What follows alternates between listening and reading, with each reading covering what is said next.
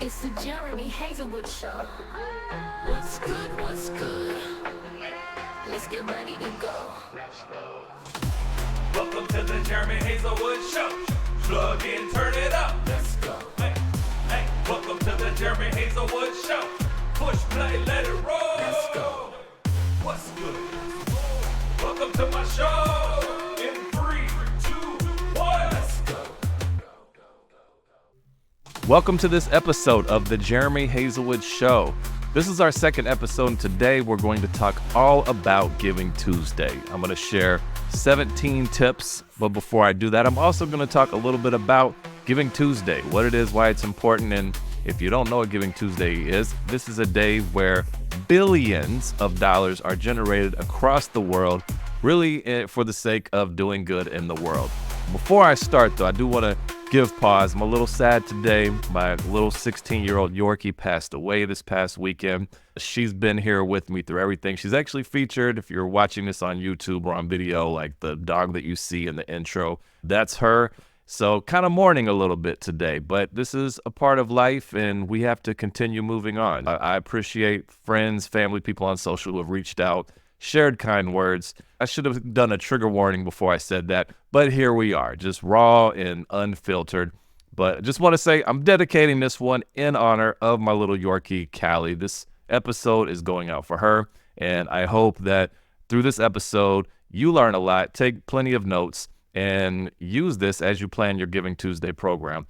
Also, if you're interested in really going deeper and putting together a Giving Tuesday program, you can go to my online course, givingtuesdaycourse.com, and you can register there. I tried to make that course pretty affordable. It's a name-your-own-price course.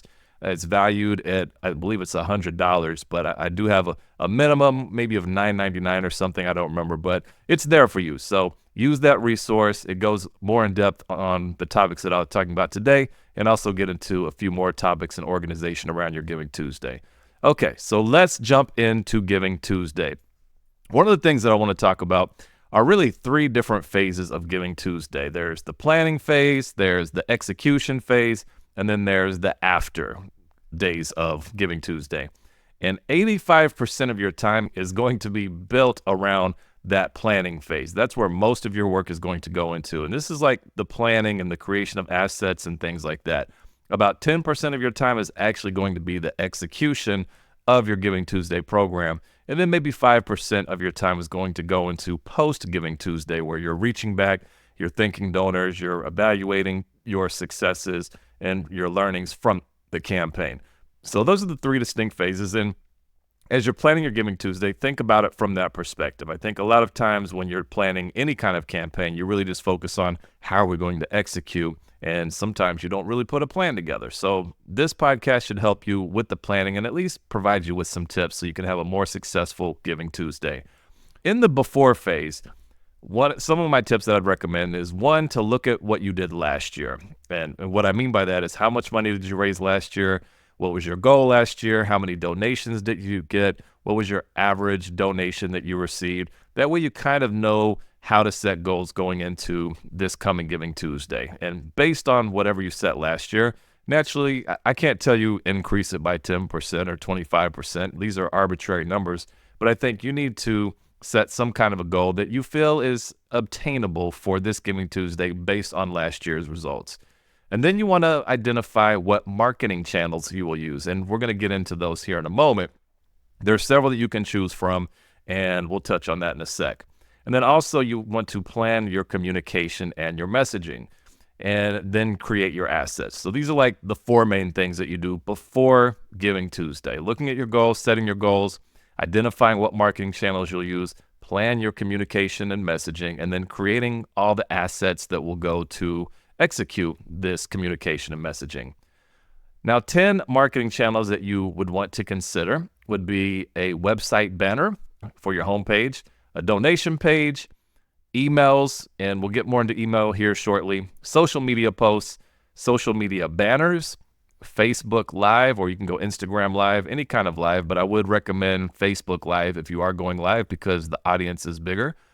Facebook ads, search engine marketing ads like a Google Grant or Google search ads, SMS messaging, so a text message campaign, And if you have time, a direct mail postcard. It may be too late by the time you hear this, but maybe it's something you can work into the mix next year, would be really like a save the date postcard for direct mail. I think that is an area that is significantly underused by nonprofits when it comes to Giving Tuesday.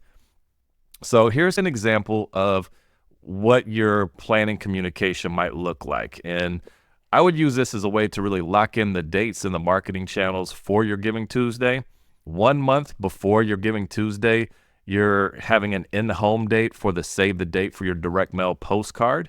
1 week before Giving Tuesday, you have like your Giving Tuesday announcement, like social media posts, social media banners. You send out a Giving Tuesday email and a website banner.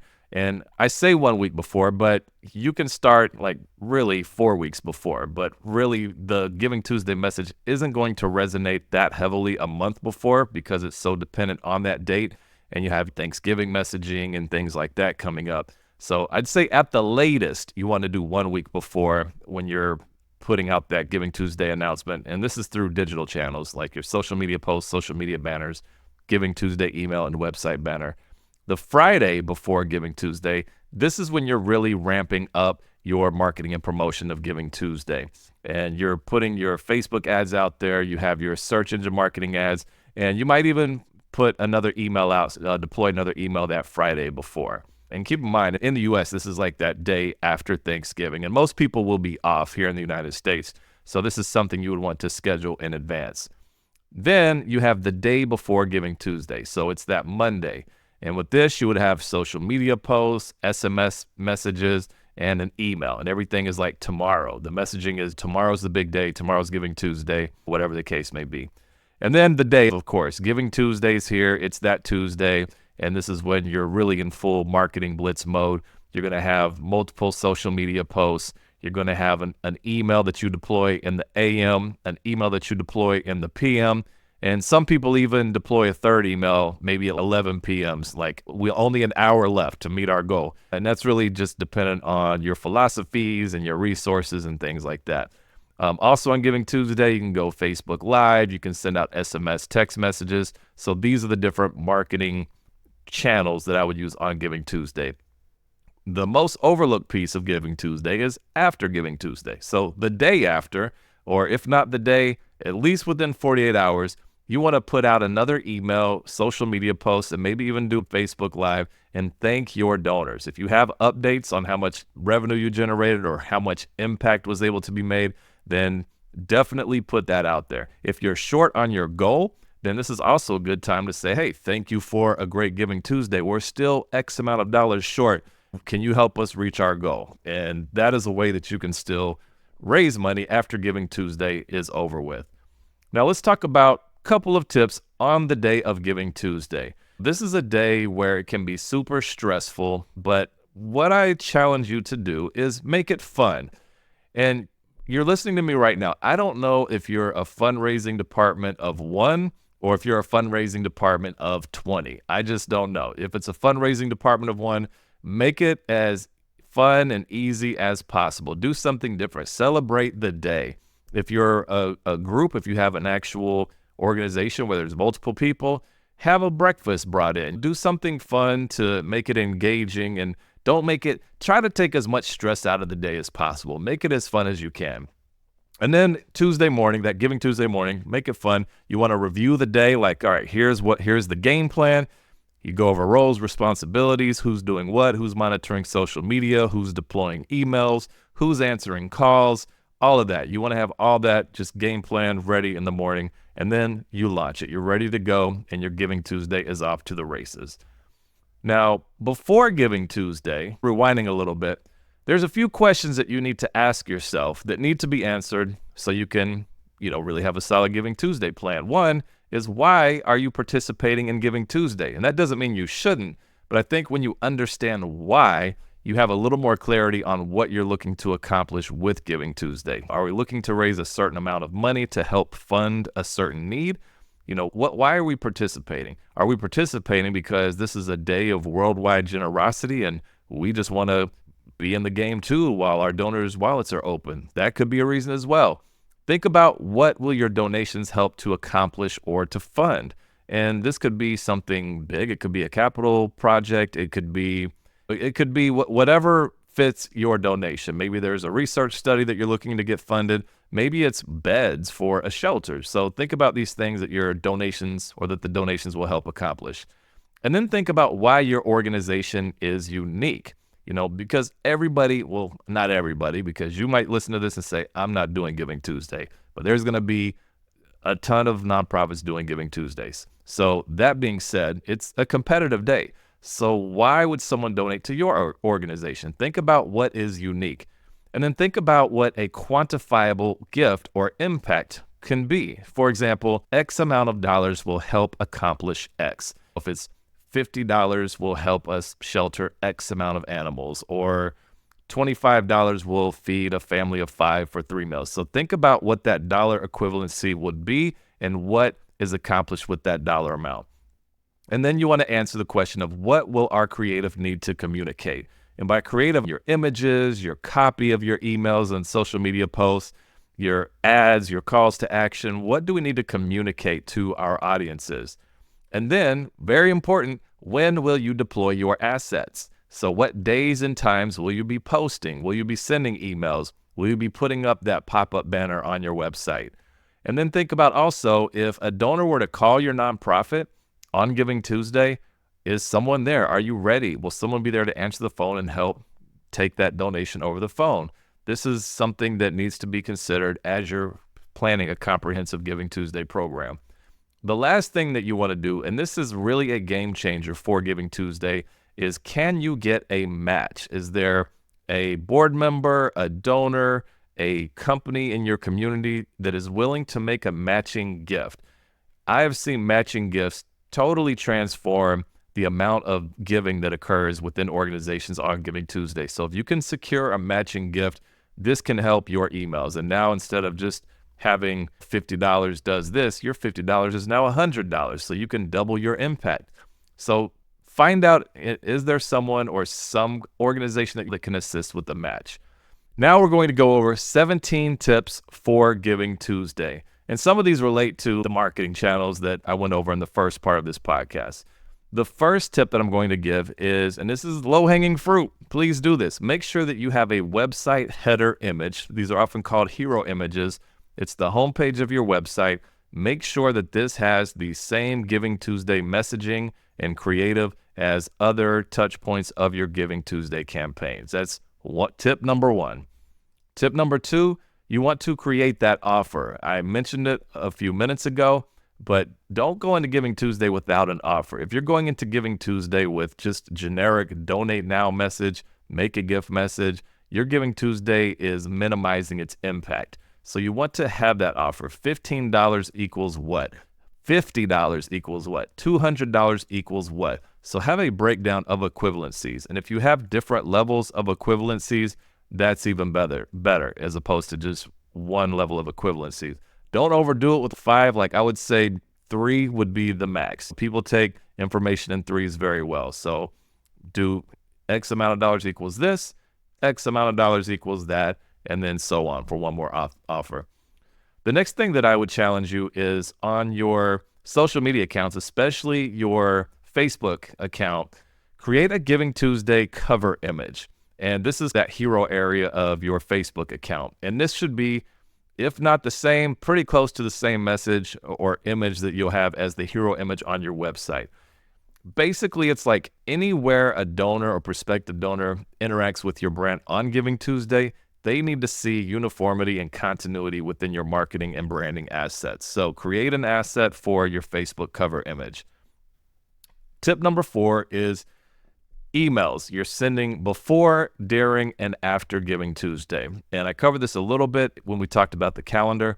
I'd send at the latest one email a week before, and the messaging is very simple. It's like next week, a week from today, and you're talking about Giving Tuesday, what the need is. Now, if you start earlier in the month, that's fine. Have a reason to do it. Bring quality and value to that email. You want to send one, you can send one on that Friday. Definitely send an email the day before Giving Tuesday, and on the day of Giving Tuesday, I'd recommend 2 emails. If you don't have the time or resources, at least one email in the morning on Giving Tuesday.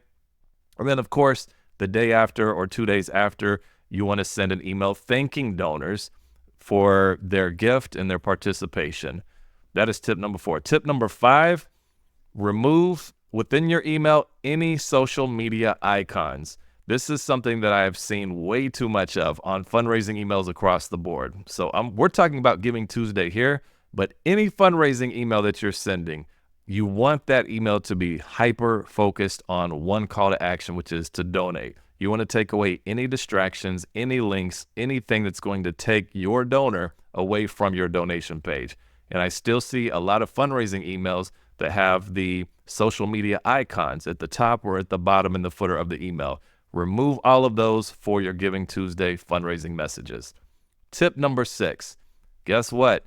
No social media icons on your donation page. Yes, we don't want them on your email, but we also don't want them on your donation page, because if they come to your donation page, you have a person who's already more inclined not to give, because a donation page has an abandonment rate of about 80%, which means only 20% of people that hit your donation page will likely donate anyways. So don't give them a single reason to leave your page. Remove your social media icons from your donation page. Tip number 7, email subject lines. I'm always a proponent of testing, and Giving Tuesday, you have one time to test it. I typically don't recommend a whole lot of testing during big fundraising seasons like year end or something like that. However, I do think you need to learn for the next year. So one simple test that you can do with your email is within the subject line, test using the word Giving Tuesday versus a subject line that does not have Giving Tuesday. Everything else will be the same. Your messaging, your creative, and everything will be the same within your email. But the subject line, find out what works for you, because the theory is on Giving Tuesday, there's going to be so many people who say Giving Tuesday or mention the word within their subject line, that it may drown out your brand and your nonprofit from actually being seen or open. And that is why you want to test whether that's effective or not. On the flip side, maybe someone's seeing that Giving Tuesdays, oh, I need to open that email because I know that's today. So I would test that if you haven't already. If you've already tested this and have significantly or statistically significant results, then you may not need to test it again. But that's something I'd recommend. Tip number 8, on your Facebook ads. Whenever you create a Facebook ad, you have the option to select Donate Now as your call to action button, which you should do. Make sure you have Donate Now. That way people know if they click on it, they're donating. But one piece that I believe a lot of nonprofits miss is within the copy of your Facebook ad, include a link there as well, because people, they visually may not, their eyes may not go underneath that picture and see the Donate Now button.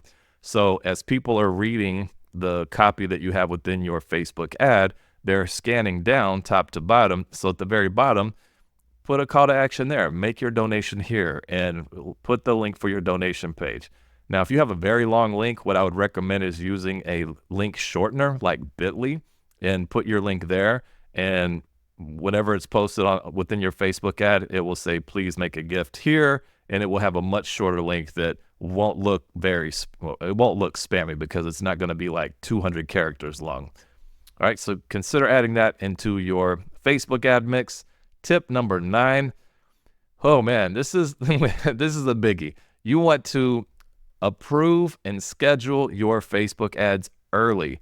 If you're scrambling to get your Facebook ads done the day before or the day of Facebook, then you've probably missed the boat.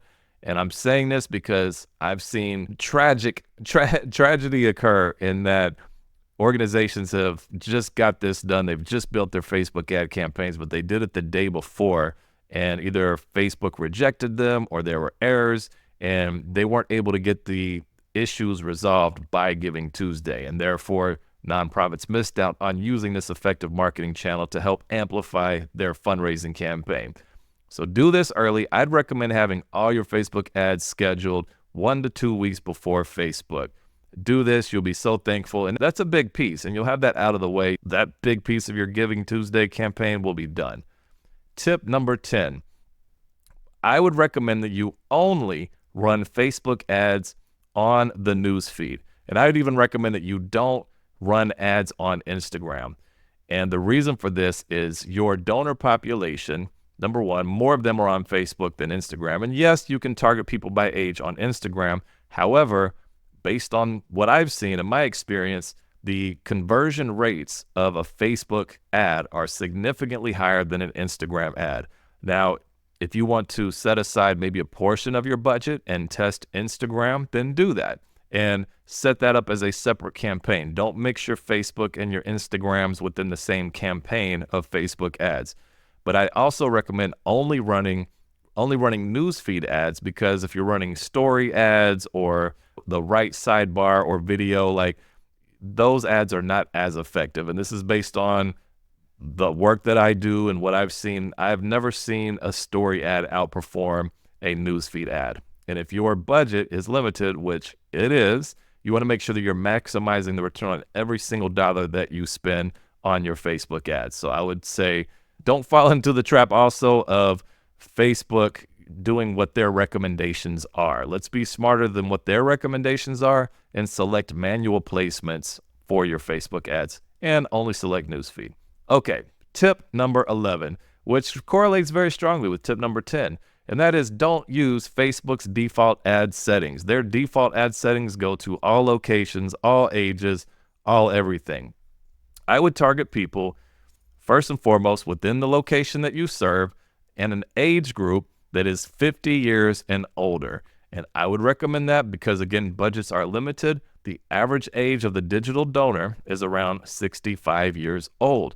So why would I want to target my ads to a 25 or 30-year-old? Yes, they'll donate. There are people within that age group that will donate. However, there's a higher propensity of people within the age group of 50 years and older that will donate. And if I'm looking to get a stronger return on investment for what I'm investing in Facebook ads and donations coming in, I want to target 50 plus. And it could even be 55 or 60 plus. 50 plus might even be a little too generous.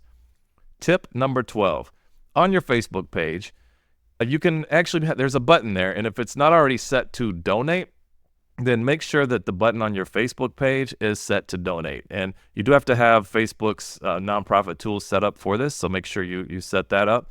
And for that donate link, have that link point to your Giving Tuesday page if possible. That way people, the continuity of the experience is there. They are seeing your Giving Tuesday messages in your Facebook cover image. They click on donate, it goes to your to your Giving Tuesday donation page. Tip number 13, on your donation page for Giving Tuesday, remove all of your top menus. So no top menus on your donation page. This means if I'm on your donation page and I look at the top, I shouldn't see about us, our services, contact. I shouldn't see any of that. There should be no top menus. And again, no social media icons. We want the whole focus of the person on this page to be on your offer and making that gift. This will help to reduce abandonment rates on your donation page and help to increase your donations. Tip number 14.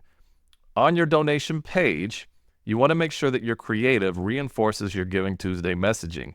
If I respond to a Facebook ad or an email or a Facebook post or an SMS text message, and we're talking about Giving Tuesday, and I go to your donation page and it's a generic page and it doesn't reinforce the messaging, then as a potential donor, I'm confused. I don't know, am I giving to Giving Tuesday? Yes, I know I'm giving to your organization, but you told me that my $50 could do this, but I go to your page and I don't see that anywhere. So I think I'm going to hesitate giving because this isn't really what I thought it was going to be. You want to make sure that the creative, everything is in sync with the assets and the messaging that brought that donor to your donation page. Tip number 15, make a plan to go live. And there's so many ways that you can go live and so many reasons that you can go live.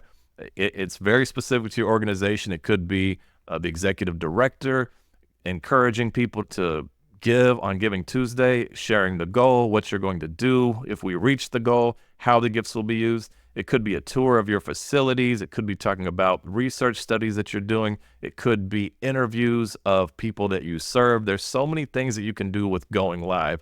And taking that time to express why the work that you do is important. And then reminding people it's Giving Tuesday, and you can go ahead and make a gift by going here. Okay, tip number 6, add a website lightbox pop-up. And these are the things, like when you go to a website, you're greeted with a pop-up message that you have to actually click the X to close.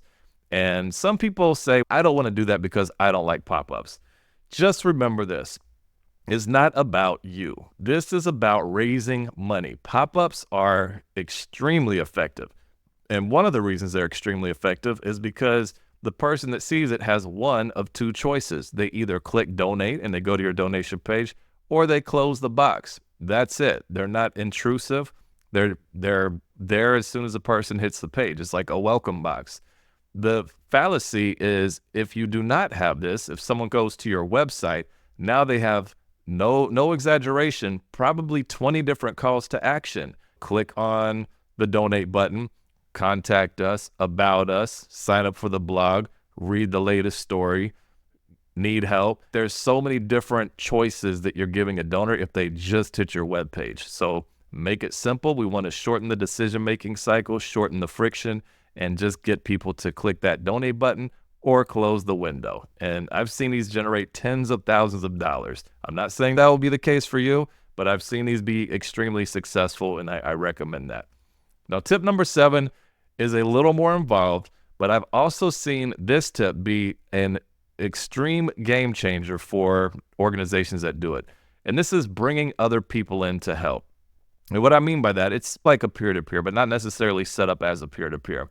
This is tapping into your board, your volunteers, maybe your friends or your staff, and putting together a coordinated, like personal Giving Tuesday plan where your board or volunteers or friends, like you're providing them with assets. So picture this. You seek these people agree to say, yes, I will help you for Giving Tuesday. You have a Zoom meeting where you're bringing everybody together. You're talking about the importance of Giving Tuesday, what you're looking to do, and now their call to action, because they said they would help you, you're going to provide them with phone scripts to call or text their friends. You're going to provide them with email copy, and all they have to do is just templatize it and send it to their friends. You're going to provide them with social media posts and images. You almost have a kit that you're going to arm what we're going to call these advocates. You're going to arm these advocates for Giving Tuesday, and they're going to tap into their network. So on Giving Tuesday, it's not just you that's soliciting donations for your organization. Now your board is, your volunteers, your employees, and you've armed them with everything that they need for you to be successful. Also, you can provide them with a calendar of, okay, we're going to drop our first email here. So if you can send this email on this date, please do that. And sure, there's going to be people that say they'll do it and they won't do it. But other people who are really big advocates for your cause and supporters, like they're going to roll their sleeves up and they're going to get in the trenches with you to help out on Giving Tuesday. Do not forget to provide this group of helpers with the donation page URL, because you provide them all this information on what to say, but don't just provide them with what to say and it ends with donate now. Make sure you provide the link to them. That way, whenever they're sharing these assets, they have everything that they need. Okay, so those are the 17 tips. That's an overview of Giving Tuesday. I hope you learned a lot with this. Also, there is my course. You can go to givingtuesdaycourse.com and we go a little bit deeper on each of these. This is today. I hope you enjoyed it. I hope you took a lot of notes. I want to thank you for tuning in to the Jeremy Haselwood Show. And if you enjoyed today's episode, don't forget to follow or subscribe so that you're always up to date when the latest episode drops. Until next time, keep following your dreams to find your purpose.